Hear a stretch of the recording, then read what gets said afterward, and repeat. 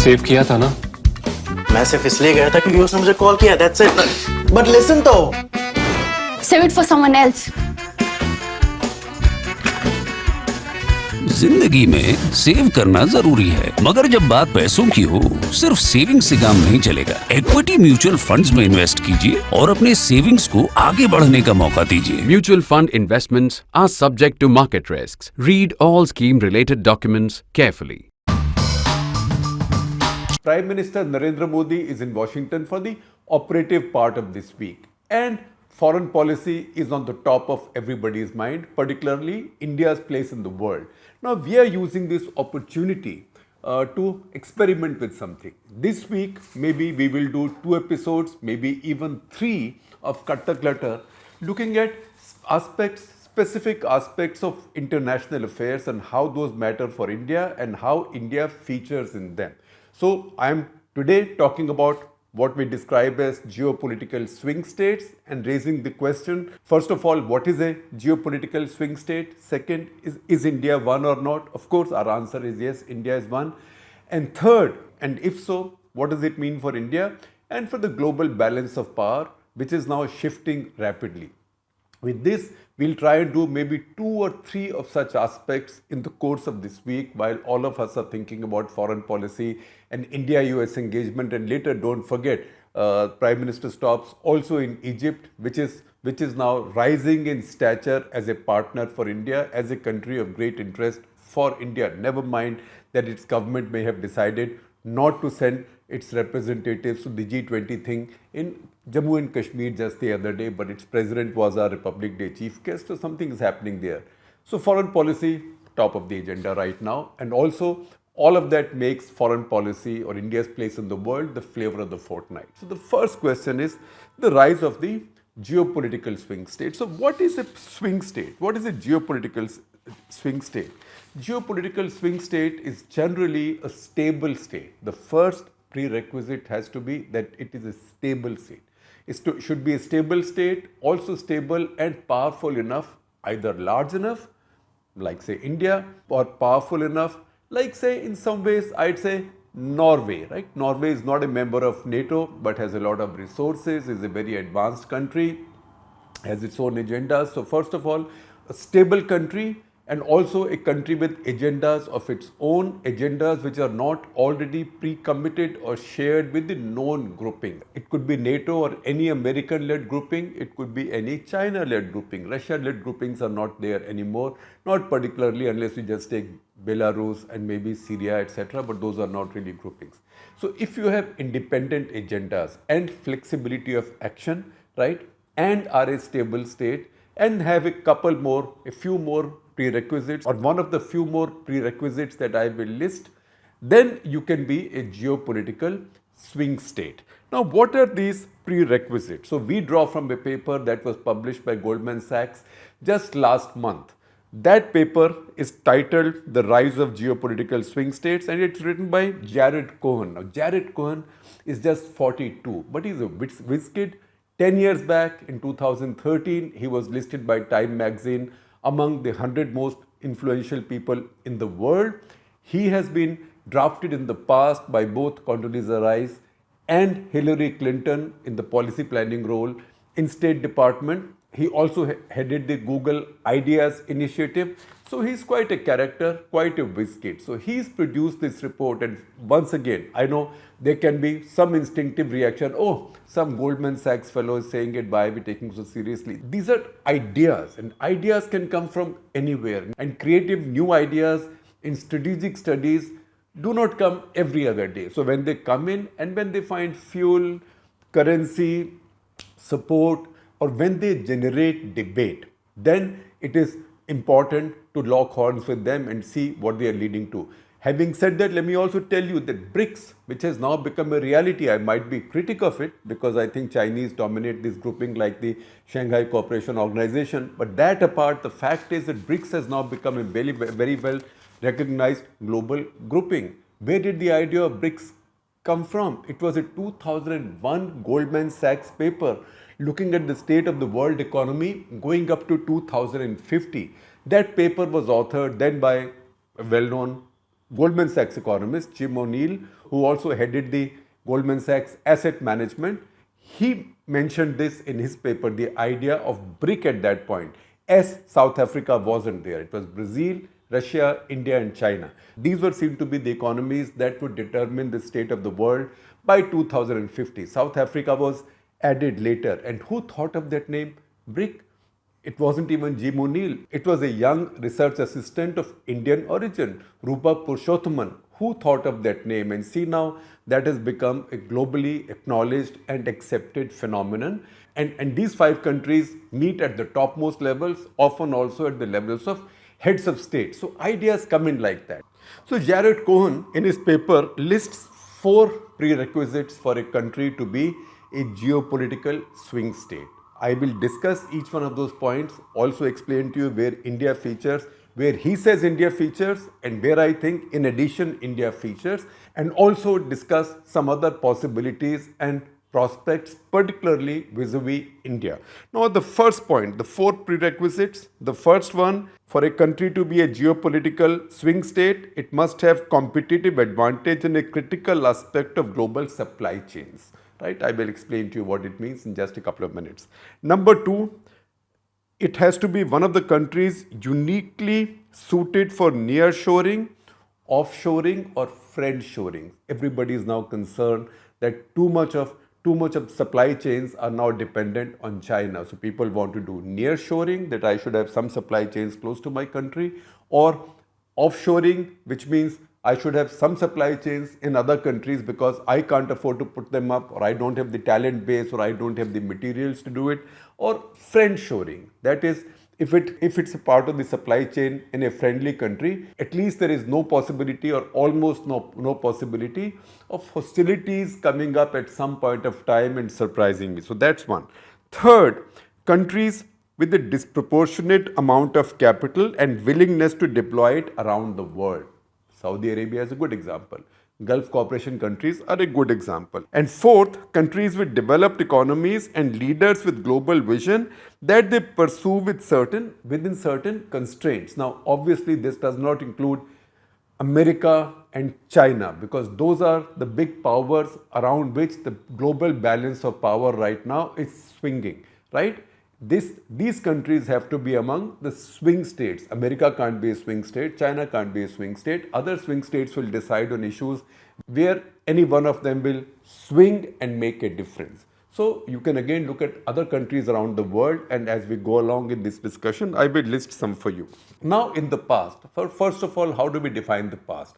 Is it the past as in when the Cold War ended? That was more than 30 years ago, right? So we can go back there, but even after that, a kind of status quo had remained because we were a unipolar world after that. But say in the past, as in the past before Cold War ended, countries had 3 options. One was to be in the American camp. It didn't have to be NATO. Look at Pakistan. Pakistan joined so many of America's Asian or Eastern alliances beyond NATO. So there was SEATO, CENTO, Baghdad Pact, etc. with the same purpose. So you could either join the American alliance or you could join the Soviet alliance. Warsaw Pact, if you were in Europe, you could be a country outside of it and be a Soviet ally, or you could be non-aligned. That third option was there. Now that third option isn't available to any country that does not want to be in any of the camps. And what are the camps? In fact, non-alignment today also becomes problematic or more challenging because there are no 2 clearly divided camps. There is an American camp, all right, but a Chinese camp hasn't yet come up, and there is no Soviet camp or Russian camp. If anything, Russia at this point of time has become so dependent on China that Russia, China, North Korea, maybe Pakistan to some extent, right?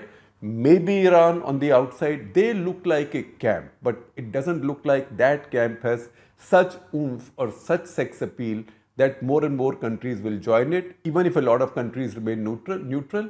So there are no 2 clear camps or poles right now, although China is rising as one, and maybe China and its supporters may even contest what I am saying right now, but that's part of the debate.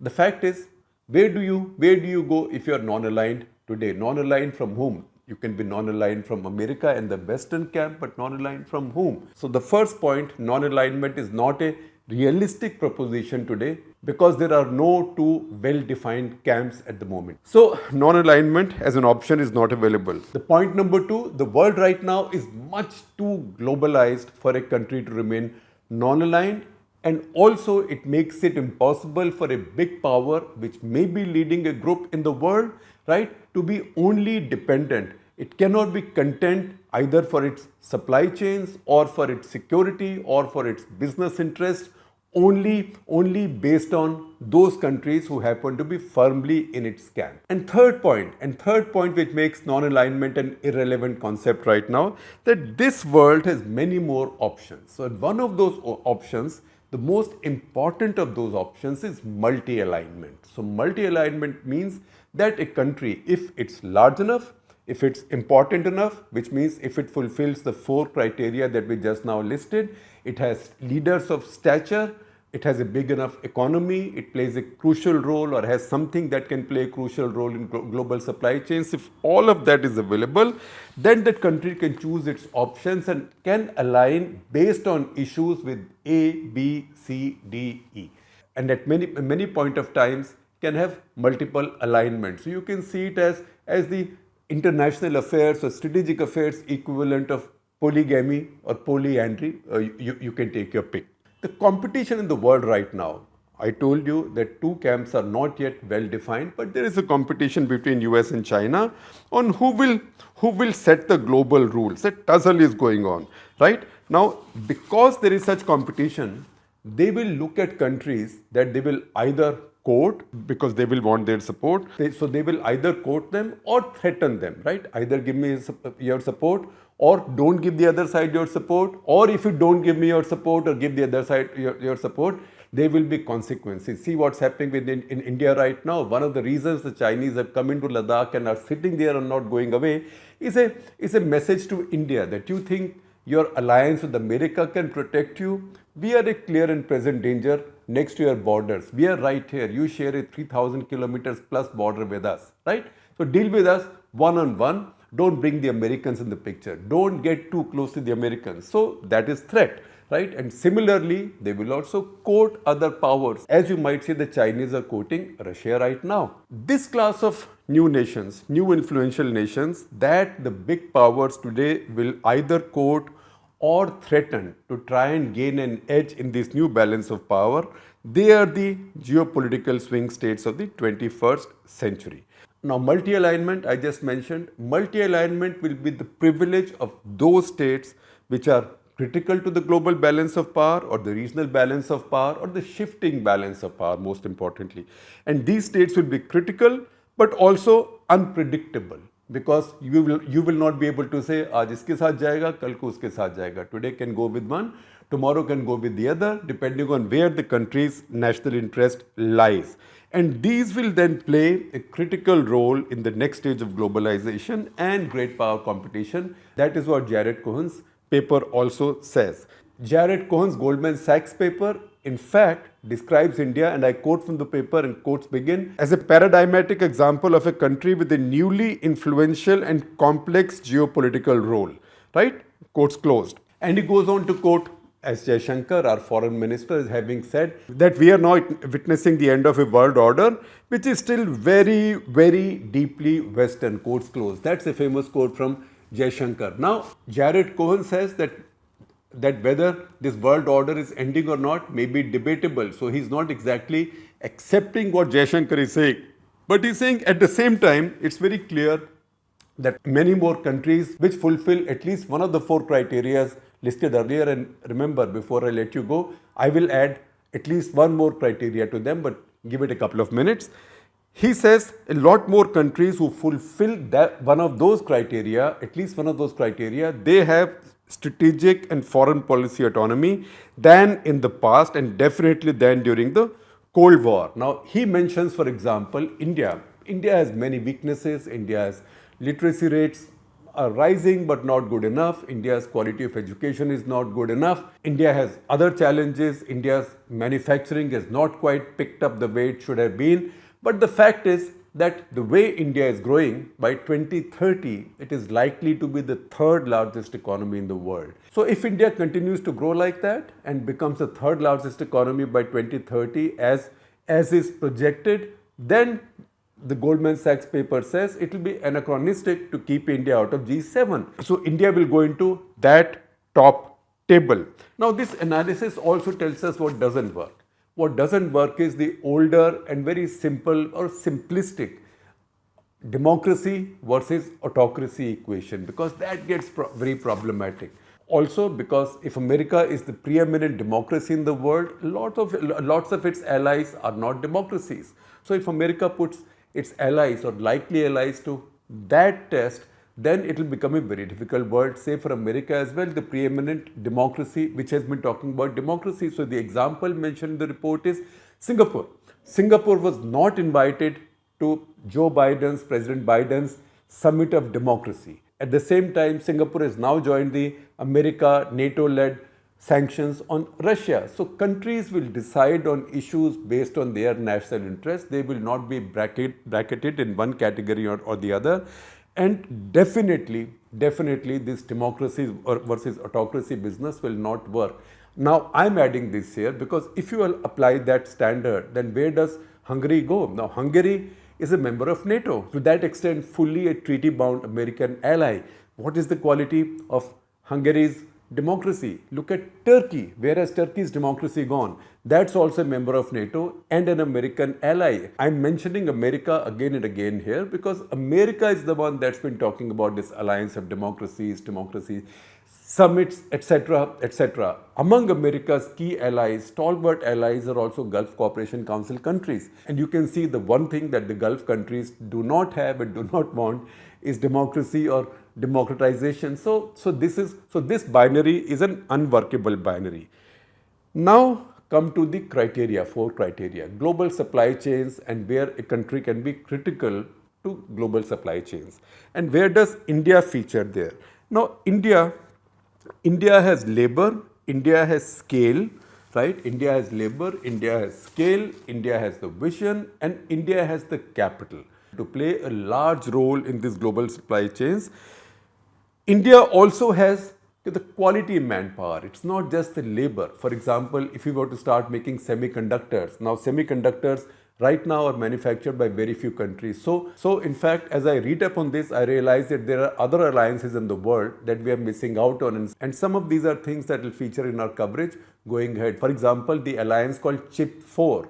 These are the 4 key countries that make semiconductors, that is America, Japan, South Korea, Taiwan, right? I'm sure India wants to be there. India has the capability. And now you see some investments coming up in setting up semiconductor units in India as well. So India has that ability. That's why India firmly belongs in the first category, categories which are critical to global supply chains, offshoring, friendshoring, etc. Then you see how this works. There are countries which have critical materials. They have critical materials, but because they do not fulfill other criteria, they do not become swing states. For example, Morocco has 70% of the world's phosphate. Phosphates are critical for fertilizers, right? Important state, but really not a swing state. Indonesia, 22% of the world's nickel. A swing state, maybe if there was a lot of emphasis and a lot of debate and discussion on the Islamic world right now.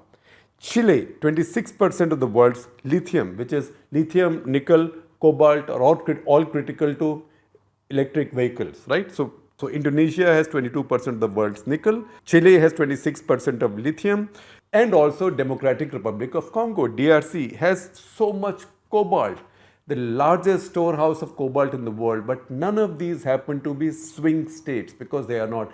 They either don't pass the stability criteria or the size criteria or the autonomy of action criteria. Again, Brazil does pass many of these, and Brazil is a global agricultural power. Guyana is a case mentioned. Guyana is a small country, and you can see why India Prime Minister Modi also has been quoting Guyana lately, because Guyana has found 11 billion barrels of oil. So Guyana in a way also gives America an option other than Venezuela for oil close by. also it's an option for many other countries. It's also this much of oil also helps once it starts getting pulled out. It also helps stabilize global oil prices. The second point, countries which have relationships and locations that position them to capitalize on current trends towards nearshoring, offshoring, and friendshoring.